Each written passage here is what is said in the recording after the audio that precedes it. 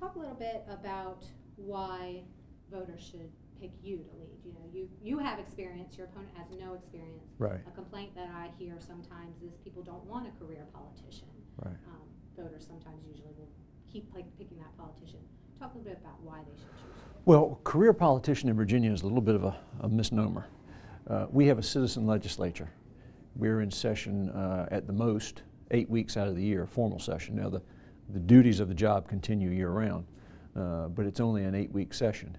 As for a career, it would be a poor career choice for the average person. So what we do as citizen legislators is we make the laws, represent our constituents, and then we go back and work our jobs, raise our families, and we live with the laws that we make. So career politician is not a phrase or that would really apply to a Virginia state legislator.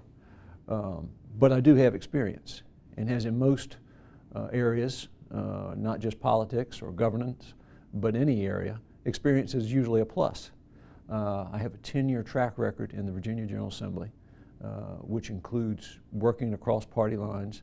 I've been very fortunate in forging some good friendships and relationships across party lines.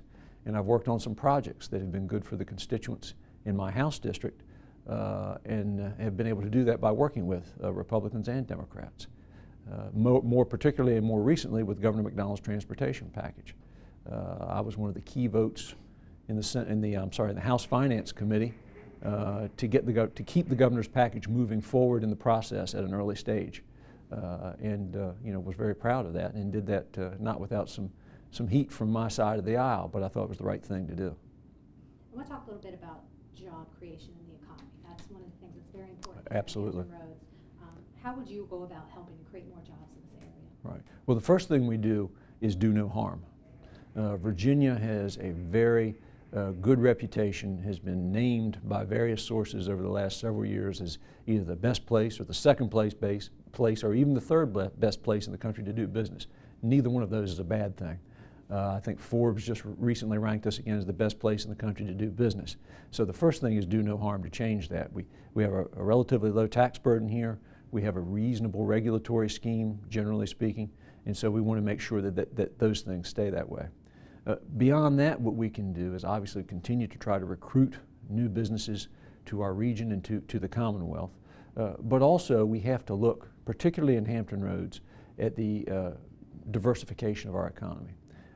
It's always been an issue. It's been talked about amongst Hampton Roads leaders for years that we have too many of our economic eggs in one basket. But that's been driven home recently with the dysfunction in Washington, and the sequestration issues that perhaps we really do seriously need to set about embarking upon diversifying our economy. The best place to start is with our prime asset, and that's our port facilities. And so we need to continue to support our port facilities. We need to make sure we are positioned to get these Panamax ships after the Panama Canal widening in 2015 is corrected. But we also need to continue to do things to make sure there's a synergy between the port and our other strong points in the area, such as modeling and simulation. Port activities depend on logistics. We've got great modeling and simulation facilities that can help work hand in glove with port and to improve the port facilities. And so we need to do that. We also need to improve modeling and simulation. We need to improve research at our institutions like Old Dominion University. And we can't ignore new industries like commercial spaceflight, which is going to be huge for our region when you watch the shots going off from Wallops Island. So these are things that we can do to start to diversify our economy and reduce our reliance on federal and military spending. Education is something that's very important to you. I was reading up on your website some of the issues that were important. Why is it so important to have education in Virginia? Well, education is obviously the core function, or one of our core functions of government. Henry Ford once said, the most American thing about America is its system of public education. If you look at the standard of living that has been achieved in this country, which I would argue is the greatest standard of living in the history of civilized society, if you look at that standard of living, it has largely been achieved in America by our free and easy access to our system of public education. It provides the fundamentals for success, for growth, for movement forward for our entire country. So clearly, and it is an obligation that we have to our children. And so that's why it's so important. And there are so many things that we need to do in K through 12 public education, and not all of it involves funding. But I will say that part of it does involve funding, because the state has to find a way to step up and fund its share of the standards of quality. That is vitally important. We've been underfunding it for years, pushing it down to the localities. We need to do something about that. We need to find a way to do something about teacher pay. We're below average in Virginia with our teacher pay. And to aspire to average, as I tell people, average is just that, it's average. But yet we're aspiring to get there, and so we need to do that. But we also need to think intelligently about how we educate our kids. We're talking about SOL reforms, which I expect will be a large subject in the next General Assembly. We need to make sure that we need accountability in our education system, and you got to measure the accountability, and that you need a measure for accountability, and that's obviously going to involve some form of testing. So the concept of no testing at all is not realistic. So we're going to have that. We just have to make sure the test is fair, equitable, and that it gives an accurate picture of how our education system is functioning. If you look at the current SOL situation and the way they're administered, I don't think it adequately measures an individual student's progress. And I don't think that's fair to the teacher, and it's not fair to the school system. So we need to make sure that these tests are taking the snapshot of that child when he gets in that class, and then looking at various benchmarks along the way about how he, as an individual, is progressing. Not establishing these benchmarks and expecting every child to be lifted up by the teacher and the system to that benchmark. That's just not fair. We need to look at the number of tests that we're giving. Are we testing too much? And we also need to get away from teaching towards the test and rote memorization, and we need to have some creative thinking in these things. Otherwise, we're really doing a disservice. Rather than accurately measuring accountability, we're doing a great disservice to our students. You mentioned transportation and all of that. We have these tunnel tolls that are going to start next year here in Hampton Roads. Right. 2 tunnels. There's still fights going on for that. Do you support these tunnel tolls? If so, why? If not, what would you do differently? No, I do not. The Elizabeth River Crossings deal was, I think, a poorly negotiated public-private partnership deal. The governor-elect has vowed to find a way to buy down those tolls. And I don't know mechanically how that would happen, but I support him in his efforts to find a way to make that happen. $1.89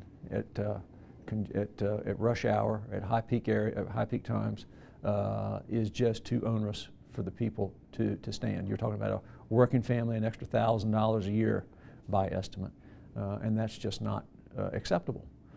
So we need to find a way to adjust that. A contract's a contract, and a contract's in place. But I think there's a way we can find, and unfortunately it's probably going to involve using transportation funds that could have gone to other transportation projects. Part of my problem with this particular public-private partnership is a lot of the cost involved deferred maintenance that the state should have been performing for a number of years on the downtown tunnel. And so that's built into the cost, and that was one of the drivers that drove the tolls up. And so at least from a starting point, we can look at maybe putting in money that the state would have put in for the maintenance activity it should have been performing, in hopes to push those tolls down. If we can get them down 30 or 40 cents, it's still a higher toll than I would like, but I mean, at least it's a little more bearable. Now, having said that, I do not think we need to gut the Public-Private Partnership Transportation Act. I think that would be detrimental to our transportation future. The reason is, even with this new transportation bill, first time we've made any meaningful infusion of new money into transportation in a generation, even with that new money, because of the cost of these huge mega projects in Hampton Roads and I'm sure in Northern Virginia as well, but particularly in Hampton Roads because we have to ford all these bodies of water. Even when you look at this new infusion of money, we're still going to need private partners because of the huge cost of these projects. And so I'm afraid tolls in one form or fashion are probably going to be with us for the foreseeable future. What I would like to do is not throw the baby out with the bathwater, keep the Public-Private Partnership Transportation Act on board, because there are successful public-private partnerships, particularly in Northern Virginia, that have resulted in good transportation projects. So we can't throw it out. But what I would like to do is look at it and see if there's some realistic way that we can perhaps put some fail-safes in there for the occasional bad deal like the Elizabeth River Crossings project that's been negotiated. And I think we can do that without having a chilling effect on private partners wanting to partner with us on these projects.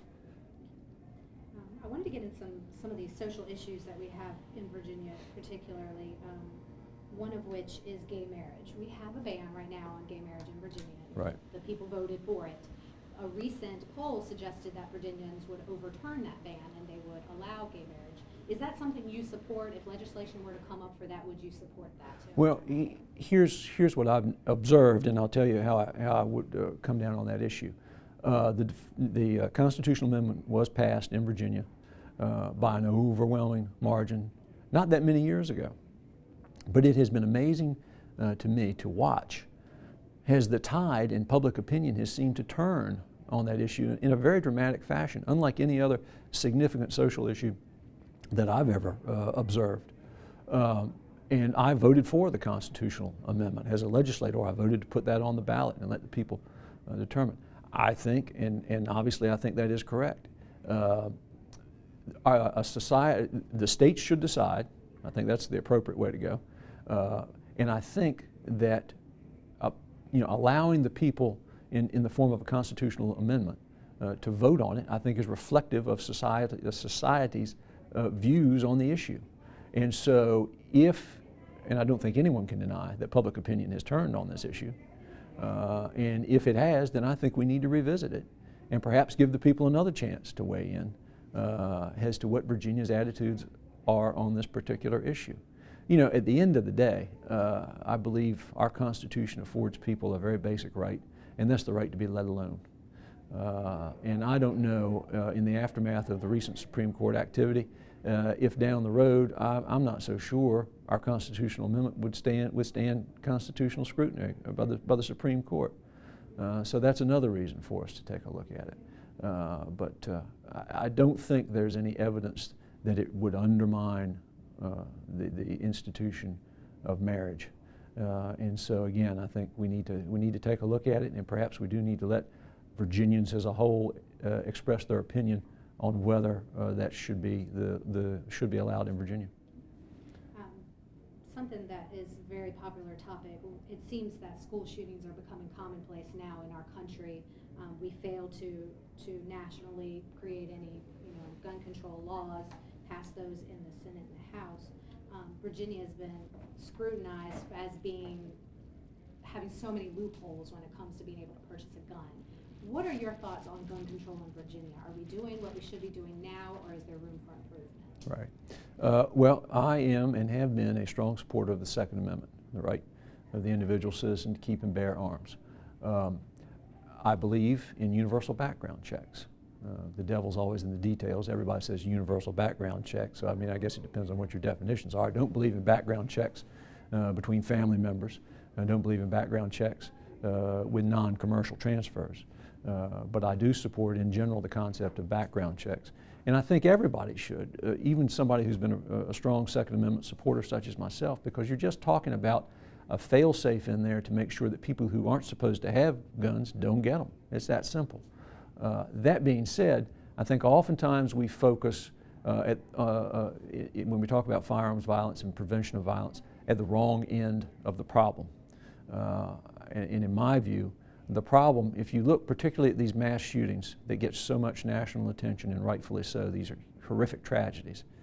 If you look at them, they all have one common denominator, and that is an isolated, troubled young man. And so I think we need to look at, as a Commonwealth, as we did in the wake of the Virginia Tech shootings, as I expect fully we will do in the wake of Senator Deed's family tragedy, we need to look at our system of mental health. I was pleased to see that the governor's budget included about $38 million in new money for our mental health system, and also adjusting the time for which a person can be held and examined, and tweaking, I think, some of the technical procedural aspects of our mental health system so as we can get these folks help. But going back to the gun part of it, it's the fact, again, isolated, troubled young men predominantly who access these firearms. And so I think if we can find a way to approach that through a mental health standpoint, and I think that's something everybody can agree on, whether you're in the gun Second Amendment gun lobby camp, or whether you're in the anti-gun lobby camp, beefing up our system of public system of mental health would go a long way to stopping all sorts of gun violence, all sorts of violence in general, particularly gun violence. You touched on the mental health for me. That was going to be my next question. Right now, the Affordable Care Act is getting headlines left and right. You know, we had the implementation of the website that didn't go very smoothly. They seem to have fixed it. Virginia hasn't expanded this here yet. Should Virginia expand this, and should we take in everything we need to for the Affordable Care Act, or should we try to eliminate it and keep it at arm's length? Sure. And it's really two issues that unfortunately get mixed. The Affordable Care Act, no matter what my opinion is of it, and no matter what anybody's opinion is of it, and certainly we all have various opinions about various parts of it. Would I have done things differently had it been my legislation? Absolutely. In a number of ways I would have done things differently, particularly in the way it was put forward to the American people. But that battle was fought in Washington with Congressman Ridgell and Senator Warner and Senator Kane or Senator Webb before him in our congressional delegation. It was fought, and then there was an intervening election. It's been vetted by the Supreme Court. As a state legislator, my job now is to deal with it. And part of it is, as a state legislator, part of it is Medicaid expansion. Now, Medicaid expansion has a strong business case to be made for it. It is almost an irresistible business case to be made for it in Virginia. And as a fellow legislator mentioned the other day, let us not let politics overwhelm common sense, particularly talking about this very issue. Virginians in the State Chamber of Commerce has laid forth an excellent case for why we need to do this in Virginia. Virginians, under the Affordable Care Act, something that we had no control over, but that's the law of the land, are going to start paying a lot of taxes and fees under the heading of the Affordable Care Act. And those taxes and fees are going out of this state unless we expand Medicaid. If we expand Medicaid, we are looking at about a $2.5 billion a year infusion of new federal money into the healthcare sector of our economy, which will create over 30,000 jobs with an estimated $85 million in new local and tax and state revenues in Virginia. Not in West Virginia, which has expanded it, not in Maryland, which has expanded it, but in Virginia. 30,000 new jobs is certainly a significant new influx of new jobs. But also, you're looking at putting people who use the emergency room primarily as their main source of health care. You're looking at putting them into a managed care, a risk-based managed care system to get them the appropriate care at the appropriate time in the appropriate place. It also will provide for the managing of chronic illness and illness prevention. So there's going to be, as Secretary Hazel, our Secretary of Health, has indicated, there will be a significant savings, particularly in the front years, under this Medicaid expansion. The feds are going to, the federal government's going to pay for the whole thing through 2016, and then eventually whittle it down. They'll be paying for 90% in 2021. So when you put in the savings and the state and tax revenue from the new jobs created, you know, it's really not going to be a burden on the state, and we stand to experience some significant benefits.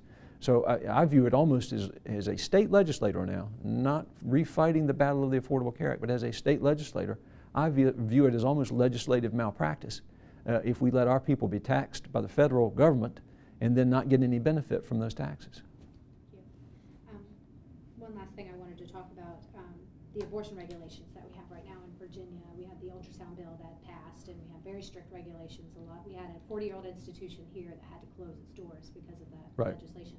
Was that legislation that you supported when it came in, and is that something we need to take another look at? No, I did not support the so-called TRAP regulations. I mean, you know, it wasn't a necessary system of regulations. There are other similar procedures performed in similar settings which are not subjected to the same burdensome regulations. I think it was a mistake at a minimum not to grandfather, and I think that particular decision will likely be revisited next year. But no, I mean, it is It is the underlying issue is a difficult one. It causes difficulty for everybody. Us in the legislature has policymakers and everyone else. I have my personal feelings, but as a legislator, I don't believe that it is my position to push those feelings, my personal feelings, on anyone else on that issue. That is a matter of, as I said earlier, if there's anything in our Constitution, it is the right to privacy. And when people talk about choice or pro-choice or anti-choice, I think of all of these, and we were talking earlier about gay marriage issue, I think of all these things under one simple title, and that's the right to privacy. And if our Constitution stands for nothing, it stands for the right to privacy, the right for most of us as much as possible to be let alone. And so those decisions, those intimate decisions, are a decision to be made between a woman, her doctor, and her God and her religion in consultation with her family. And for those reasons, while certainly I may have feelings about it in my own life, that's not for me to superimpose on somebody else. Thank you. Is there anything else you want to talk about? No, other than to remind people that we have a special election on January the 7th, and it is very important. I think it is necessary to, you need a certain skill set in the legislature.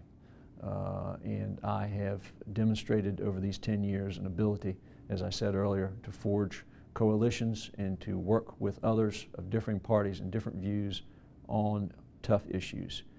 And I think for Hampton Roads and for the 6th Senate District, that's going to be vitally important going forward in the years ahead, is to have someone in there who has that proven track record and has that skill set.